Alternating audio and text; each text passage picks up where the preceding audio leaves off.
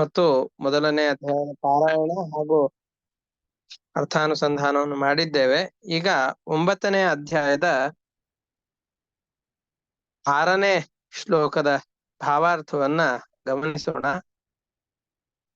ಸುರದಿತಿಜ ಸುಬಲ್ಯ ವಿಲುಳಿತ ಮಂದರ ಧರಪರ ಕೂರ್ಮಹೇ ಭವ ಮಮ ಶರಣಂ ಶುಭತಮ ಕಥಾಶಯ ಪರಮ ಸದೋದಿತ ಜಗದೇಕ ಕಾರಣ ರಾಮ ರಮಾರಮಣ. ಸುರ ದಿತಿಜ ಸುಬಲ ವಿಲುಳಿತ ಮಂದರಧರ. ಸುರರು ಅಂತಂದು ಹೇಳಿದ್ರೆ ಇಂದ್ರನೇ ಮೊದಲಾದಂಥ ಎಲ್ಲ ದೇವತೆಗಳು. ದಿತಿಜರು ಅಂತಂದು ಹೇಳಿದ್ರೆ ಅಸುರರು, ದ್ವಿತೀಯ ಮಕ್ಕಳು. ದಿತ್ಯಾಂ ತಥೋಭವನ್ ದೈತ್ಯಾಹ. ದ್ವಿತೀಯ ಮಕ್ಕಳು ಯಾರಿದ್ದಾರೋ ಅವರೆಲ್ಲರನ್ನೂ ಕೂಡ ದೈತ್ಯರು ಅಂತ ಕರೀತಾ ಇದ್ದಾರೆ. ಸುರ ದಿತಿಜ.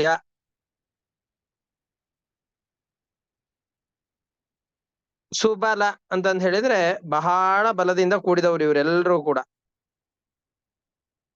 ಸುರ ದಿತಿಜ.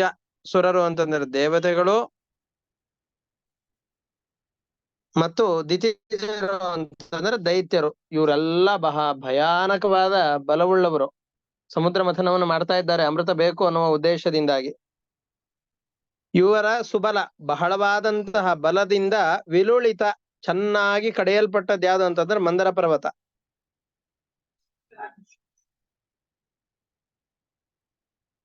ಬಹಳ ವೇಗದಿಂದಾಗಿ ಈ ಮಂದರ ಪರ್ವತವನ್ನ ಕಡಿತಾ ಇದ್ದಾಗ ಆ ಪರ್ವತವು ಕುಸಿದು ಹೋಗುವಂತಹ ಸಂದರ್ಭದಲ್ಲಿ ಅದನ್ನ ಬೆನ್ನ ಮೇಲೆ ಹೊತ್ತವನು ಸುರ ದಿತಿಜ. ಸುರರು ಅಂದ್ರೆ ದೇವತೆಗಳು, ದಿತಿಜರು ಅಂತಂದ್ರೆ ಅಸುರರು, ಬಲಿಯೇ ಮೊದಲಾದಂತಹ ದೈತ್ಯರು. ಇವರ ಸುಬಲ, ಉತ್ಕೃಷ್ಟವಾದ ಬಲದಿಂದ ವಿಲುಳಿತ, ಕಡೆಯಲ್ಪಟ್ಟಂತಹ ಯಾವ ಮಂದರ ಪರ್ವತ ಇದೆಯೋ ಅದು ಕುಸಿಯುವ ಸಂದರ್ಭದಲ್ಲಿ ಅದನ್ನ ಧರಿಸಿದವನು ಯಾವುದು? ಪರಕೂರ್ಮ, ಸರ್ವೋತ್ತಮನಾದ ಕೂರ್ಮ ರೂಪವನ್ನು ಧರಿಸಿರುವವನೇ ಮಮ ಶರಣಂ ಭವ, ನನಗೆ ರಕ್ಷಕನಾಗಿರು. ನೀನೆಂಥವನು? ಶುಭತಮ ಕಥಾಶಯ, ನಿನ್ನ ಕಥೆಯನ್ನ ಕೇಳಿದರೆ ಪರಮ ಮಂಗಳಕರವಾದಂತಹ ಜೀವನವಾಗತ್ತೆ. ಅಂತಹ ಕಥೆಯುಳ್ಳವನು, ಪರಮ ಸರ್ವೋತ್ತಮನಾದವನು, ಸದೋದಿತ ವೇದಗಳಿಂದ ಪ್ರತಿಪಾದ್ಯನೂ ಆದವನು, ಜಗದೇಕ ಕಾರಣ ಇಡೀ ಜಗತ್ತಿಗೆ ಪ್ರಧಾನ ಕಾರಣನಾದವನು, ರಾಮ ಎಲ್ಲರಿಗೆ ಸಂತೋಷವನ್ನು ಉಂಟು ಮಾಡುವವನು, ರಮಾರಮಣ ಲಕ್ಷ್ಮೀಪತಿಯಾದಂತಹ ಪರಮಾತ್ಮನೇ ನೀನು ನನಗೆ ರಕ್ಷಕನಾಗಿರು. ಯಾಕೆ? ದೇವತೆಗಳು ಮತ್ತು ದೈತ್ಯರು ಇವರೆಲ್ಲರೂ ಕೂಡ ಸೇರಿಕೊಂಡು ಸಮುದ್ರ ಮಥನವನ್ನ ಮಾಡಿ ಅಮೃತವನ್ನ ಬಯಸಿ ಅಮೃತವನ್ನು ಪಡೆಯುವ ಉದ್ದೇಶದಿಂದಾಗಿ ಪ್ರಯತ್ನ ಪಟ್ಟಾಗ ಇವರ ವೇಗದ ಮುಂದೆ ಆ ಪರ್ವತ ಕುಸಿಯುವ ಸಂದರ್ಭದಲ್ಲಿ ಅದನ್ನು ಧಾರಣೆ ಮಾಡಿದಂತಹ ವ್ಯಕ್ತಿ ನೀನು. ಹಾಗೆ ನಮಗೆ ಆಪತ್ತುಗಳು ಬಂದಾಗ ನಮ್ಮನ್ನ ಕಾಪಾಡು, ನನಗೆ ರಕ್ಷಕನಾಗಿರು. ಸುರ ದಿತಿಜ ಸುಬಲ ವಿಲುಳಿತ. ಸುರರು ದಿತಿಜರು ಅಂದ್ರೆ ದೈತ್ಯರು, ಇವರ ಉತ್ತಮವಾದ ಬಲದಿಂದ ವಿಲುಳಿತ, ಕಡೆಯಲ್ಪಟ್ಟಂತಹ. ಸುರ ದಿತಿಜ ವಿಲುಳಿತ ಸುಬಲ ವಿಲುಳಿತವಾದದ್ದು ಮಂದರ ಪರ್ವತ. ಆ ಮಂದರ ಪರ್ವತವನ್ನ ಧರಿಸಿರುವವನೇ ಪರಕೂರ್ಮ, ಪರಮ ಪುರುಷನಾದಂತಹ ಕೂರ್ಮಾವತಾರಧಾರಿಯೇ ಮಮ ಶರಣಂ ಭವ, ನನಗೆ ರಕ್ಷಕನಾಗಿರು.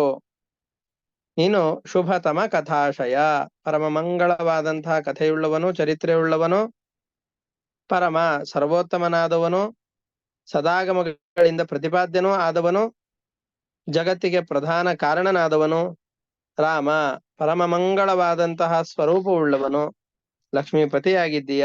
ಇಂತಹ ಪರಮಾತ್ಮನೇ ನೀನು ನನಗೆ ರಕ್ಷಕನಾಗಿರೋ ಅಂತ ಈ ಶ್ಲೋಕದಲ್ಲಿ ನಿರೂಪಣೆ ಮಾಡ್ತಾ ಇದ್ದಾರೆ. ಸುರದಿತಿಜ ಸುಬಲ ವಿಲುಳಿತ ಮಂದರ ಧರಪರ ಕೂರ್ಮಹೇ ಭವ ಮಮ ಶರಣಂ ಶುಭತಮ ಕಥಾಶಯ ಪರಮ ಸದೋದಿತ ಜಗದೇಕ ಕಾರಣ ರಾಮ ರಮಾರಮಣ. ಇಷ್ಟು 7ನೇ ಶ್ಲೋಕದ ಭಾವಾರ್ಥ. 6ನೇ ಶ್ಲೋಕದ ಭಾವಾರ್ಥ ಇಷ್ಟು. ಇನ್ನ 7ನೇ ಶ್ಲೋಕ ಸಗಿರಿವರಧರ ತಲವಹ ಸುಸೂಕರ ಪರಮ ವಿಬೋಧ ಹೇ ಭವ ಮಮ ಶರಣಂ. ನೀನು ವರಾಹ ರೂಪವನ್ನ ತಾಳಿ ಇಡೀ ಭೂಮಿಯನ್ನ ಎತ್ತಿದವನು. ಇನ್ನ ಕೋರೆ ದಾಡಿಗಳಿಂದಾಗಿ ಇಡೀ ಭೂಮಿಯನ್ನ ಎತ್ತಿದಂತಹವನು. ಎಂತಹ ಭೂಮಿಯನ್ನ? ಸ ಗಿರಿವರ ಧರಾತಲವಹ. ಧರಾತಲ ಅಂತಂದ್ರೆ ಭೂಧರ ಅಂತ ಕರೀತಾರೆ. ಪರ್ವತಗಳೆಲ್ಲವೂ ಕೂಡ ಭೂಮಿಯನ್ನು ಧರಿಸಿವೆ ಅಂತ ಹೇಳ್ತಾ ಇದ್ದಾರೆ. ಪರ್ವತ, ನದಿ, ಸಮುದ್ರ ಮುಂತಾದವುಗಳಿಂದ ಕೂಡಿಕೊಂಡಂತಹ ಯಾವ ಭೂಮಿ ಇದೆಯೋ ಇಂತಹ ಭೂಮಿಯನ್ನ ಸುಸೂಕರ. ಸುಸೂಕರ ಅಂತಂದ್ ಹೇಳಿದ್ರೆ ವರಾಹ ರೂಪಿಯಾಗಿ ಹಂದಿ ಅಂತ. ನಾವು ಹಂದಿ ಅಂತಂದ್ರೆ ಪ್ರಾಕೃತವಾದಂತಹ ಹಂದಿ ಅಂತ ಅಂದುಕೊಂಡು ಬಿಡ್ತೇವೆ. ಅದಕ್ಕೆ ಸುಸೂಕರ ಅಂತ ಕೊಡ್ತಾ ಇದ್ದಾರೆ. ಅಪ್ರಾಕೃತವಾದ ಸ್ವರೂಪವುಳ್ಳಂತಹ ಪರಮಾತ್ಮನೇ, ಶೋಭನವಾದ ವರಾಹ ರೂಪವುಳ್ಳವನೇ ಪರಮ. ಪರಮ ವಿಬೋಧ. ಪರಮ ವಿಬೋಧ ಅಂತಂದ್ರೆ ಉತ್ಕೃಷ್ಟವಾದ ಜ್ಞಾನವುಳ್ಳವನು ಅಂತ. ಮೂಲ ರೂಪದಲ್ಲಿ ಹೇಗೆ ಪರಿಪೂರ್ಣ ಜ್ಞಾನ ಇದೆಯೋ ಅದೇ ರೀತಿಯಾಗಿ ಅವತಾರ ರೂಪದಲ್ಲಿಯೂ ಪೂರ್ಣವಾದಂತಹ ಜ್ಞಾನವನ್ನು ಪಡೆದವನೇ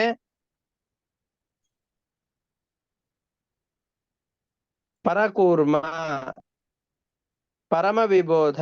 ನೀನು ನನಗೆ ರಕ್ಷಕನಾಗಿರು. ನೀನು ಶುಭತಮ ಕಥಾಶಯನಾಗಿದ್ದಿ, ಸರ್ವೋತ್ತಮನಾಗಿದ್ದಿ, ವೇದಗಳಿಂದ ಪ್ರತಿಪಾದ್ಯನೂ ಆಗಿದ್ದಿ, ಜಗತ್ತಿಗೆ ಕಾರಣನಾಗಿದ್ದಿ, ಮಂಗಳಕರವಾದಂತಹ ಚರಿತ್ರೆಯುಳ್ಳವನಾಗಿದ್ದಿ, ಲಕ್ಷ್ಮೀಪತಿಯಾಗಿದ್ದಿ, ಎಲ್ಲರಿಗೂ ಆನಂದವನ್ನು ಉಂಟು ಮಾಡುವವನಾಗಿದ್ದಿ.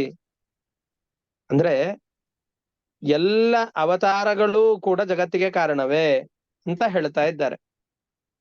ಅಂದ್ರೆ ಪರಮಾತ್ಮನ ಮೂಲ ರೂಪಗಳಿಗೂ ಅವತಾರ ರೂಪಗಳಿಗೂ ಲವಲೇಶದಷ್ಟು ಕೂಡ ವ್ಯತ್ಯಾಸ ಇಲ್ಲ. ಪರಮಾತ್ಮನ ಮೂಲ ರೂಪಗಳು ಎಷ್ಟು ಶಕ್ತವಾಗಿದೆಯೋ ಅಷ್ಟೇ ಶಕ್ತಿ, ಅಷ್ಟೇ ಗುಣಗಳು, ಅಷ್ಟೇ ಜ್ಞಾನಾದಿ ಎಲ್ಲ ಪ್ರಭಾವಗಳು ಕೂಡ ಅವತಾರ ರೂಪದಲ್ಲಿಯೂ ಇರುತ್ತೆ. ಅದಕ್ಕೂ ಇದಕ್ಕೂ 100ಕ್ಕೆ 100ರಷ್ಟು ಸಮಾನವಾಗಿದೆ ಹೊರತಾಗಿ ಲವಲೇಶದಷ್ಟೂ ವ್ಯತ್ಯಾಸ ಇಲ್ಲ ಅಂತ ತಿಳಿಸಿಕೊಡ್ತಾ ಇದ್ದಾರೆ. ಸ ಗಿರಿವರ ಧರ ಧರಾತಲವಹ. ಸ ಗಿರಿವರ, ಮೇರ್ವಾದಿ ಮೇರು ಪರ್ವತ, ಮಂದರ ಪರ್ವತ ಇವೇ ಮೊದಲಾದಂತಹ ಪರ್ವತಗಳಿಂದ ಅತ್ಯಂತ ಉನ್ನತವಾದಂತಹ ಯಾವ ಭೂಮಿ ಇದೆಯೋ ಈ ಭೂಮಿಯನ್ನ ವರಾಹ ರೂಪದಿಂದ ಕೋರೆ ದಾಡಿಗಳಲ್ಲಿ ಧರಿಸಿದವನೇ ಪರಮ ವಿಬೋಧ. ಪರಮ ಜ್ಞಾನ ರೂಪನಾದವನೇ ನನಗೆ ರಕ್ಷಕನಾಗಿರು. ಶುಭತಮ ಕಥಾಶಯ ಪರಮ ಸದೋದಿತ ಜಗದೇಕ ಕಾರಣ ರಾಮ ರಮಾರಮಣ. ಸಗಿರಿವರ ಧರಾತಲವಹ ಸುಸೂಕರ ಪರಮ ವಿಬೋಧ ಹೇ ಭವ ಮಮ ಶರಣಂ ಶುಭತಮ ಕಥಾಶಯ ಪರಮ ಸದೋದಿತ ಜಗದೇಕ ಕಾರಣ ರಾಮ ರಮಾರಮಣ. ಇದು 2 ಶ್ಲೋಕಗಳ ಭಾವಾರ್ಥ. ಇಷ್ಟಕ್ಕೆ ಇತ್ತು ಅಂತಂದು ಹೇಳಿದ್ರೆ ಕೇಳಬಹುದು.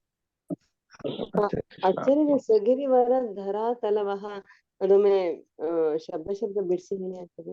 ಯಾವ್ದು? ಸಗಿರಿ ಗಿರಿ ಅಂತಂದ್ರೆ ಪರ್ವತಗಳು, ಸಗಿರಿ ಅಂತಂದ್ರೆ ಪರ್ವತ ಸಹಿತವಾದ, ಗಿರಿವರ ಅಂತಂದ್ರೆ ಪರ್ವತ ಶ್ರೇಷ್ಠಗಳಿಂದ ಸಹಿತವಾದ, ಧರಾತಲ ಅಂತಂದ್ರೆ ಭೂಮಿ, ಪರ್ವತಗಳಿಂದ ಸಹಿತವಾದ ಭೂಮಿಯನ್ನು ಅಂತ ಅರ್ಥ.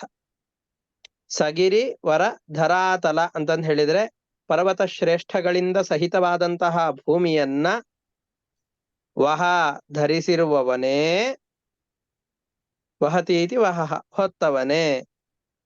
ಮೇರ್ವಾದಿ ಪರ್ವತ ಶ್ರೇಷ್ಠವಾದ ಪರ್ವತಗಳಿಂದ ಸಹಿತವಾದ ಭೂಮಿಯನ್ನ ಧಾರಣೆ ಮಾಡಿದವನೇ ಅಂತ ಅರ್ಥ.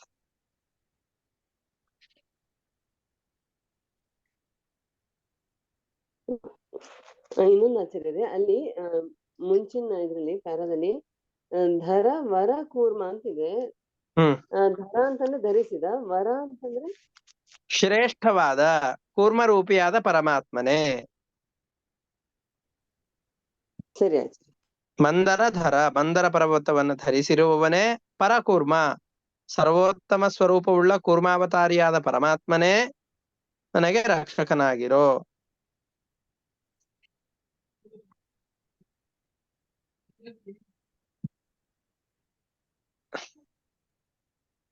ಸರಿ, ಹಾಗಾದ್ರೆ ಇವತ್ತಿನ ಪಾಠವನ್ನ ಇಷ್ಟಕ್ಕೆ ನಿಲ್ಲಿಸ್ಕೊಂಡಿರೋಣ. ಹರಯೇ ನಮಃ. ಶ್ರೀಕೃಷ್ಣ ಅರ್ಪಣಮಸ್ತು.